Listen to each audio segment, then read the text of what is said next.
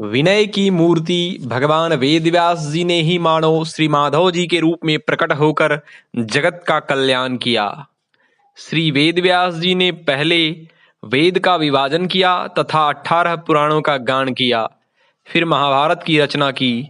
चारों वेद, 17 पुराण एवं महाभारत का मंथन करके नवनीत रूप में श्री हरि सुयस प्रधान श्रीमद् भागवत नामक 18वें पुराण की रचना की।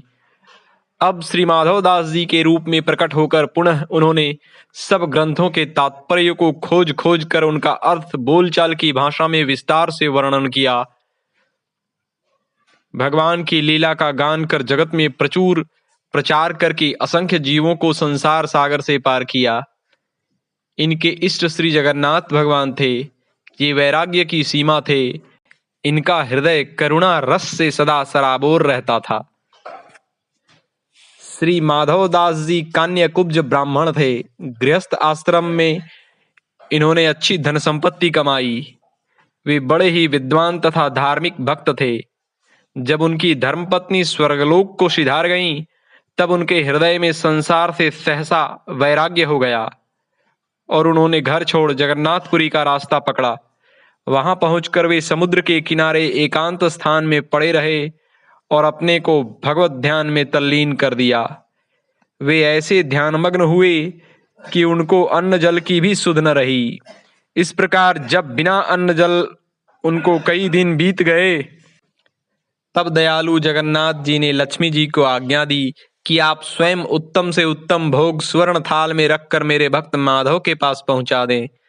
लक्ष्मी जी प्रभु की आज्ञा पाकर स्वर्ण थाल सजाकर माधव दास जी के पास गईं और थाल रखकर चली आईं। जब माधव दास जी का ध्यान समाप्त हुआ, तब वे स्वर्ण का थाल देखकर भगवत कृपा का अनुभव करते हुए आनंदाश्रु बहाने लगे।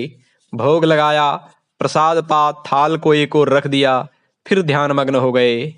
उधर जब भगवान के पट खुले, तब पुजारियों ने सोने का एक थाल न देखकर बड़ा शोरगुल मचाया। पुरी भर में तलाशी होने लगी। ढूंढते ढूंढते थाल माधव दास जी के पास पड़ा पाया गया। बस फिर क्या था, माधव दास जी को चोर समझकर उन पर चाबुक पड़ने लगे। रात्रि में पुजारियों को भगवान ने स्वप्न में कहा, मैंने माधव की चोट अपने ऊपर ले ली, अब तुम्हारा अनिष्ट कर दूंगा, नहीं तो चरणों पर पकड़कर अपने अपराध क्षमा करवा लो। बेचारे पंडा दौड़ते हुए माधव दास जी के पास पहुंचे और उनके चरणों पर जा गिरे। माधव दास जी ने तुरंत क्षमा प्रदान कर उन्हें निर्भय किया। अब माधव दास जी के प्रेम की दशा ऐसी हो गई कि जब कभी वे भगवत दर्शन के लिए मंदिर में जाते, तब प्रभु की मूर्ति को ही एकटक देखते रह जाते। दर्शन समाप्त होने पर वे तल्लीन अवस्था में वहीं खड़े खड़े पुजारियों के देखते देखते अदृश्य हो जाते। एक बार वे रात्रि में मंदिर में ही रुके। वहां जब रात्रि में उन्हें जाड़ा लगने लगा, तो स्वयं जगन्नाथ जी ने अपनी रजाई उनको ओढ़ा दी। एक बार माधव दास जी को अतिसार का रोग हो गया। वे समुद्र के किनारे दूर जा पड़े। वहां इतने दुर्बल हो गए कि उठ बैठ नहीं पाते थे। ऐसी दशा में जगन्नाथ जी स्वयं सेवक बनकर उनकी शुश्रूषा करने लगे। जब माधव दास जी को कुछ होश आया, तब उन्होंने तुरंत पहचान लिया कि हो न हो ये प्रभु ही हैं। यह समझ झट उनके चरण पकड़ लिए और विनीत भाव से कहने लगे, नाथ, मुझ जैसे अधम के लिए क्यों आपने इतना कष्ट उठाया? आप तो सर्वशक्तिमान हैं, अपनी शक्ति से ही मेरे दुख क्यों न हर लिए? वृथा इतना परिश्रम क्यों किया? भगवान कहने लगे, माधव, मुझसे भक्तों का कष्ट सहा नहीं जाता, इसी कारण तुम्हारी सेवा मैंने स्वयं की। तुम जानते हो कि प्रारब्ध भोगने से ही नष्ट होता है। यह तो मेरा ही नियम है, इसे मैं क्यों तोड़ूं?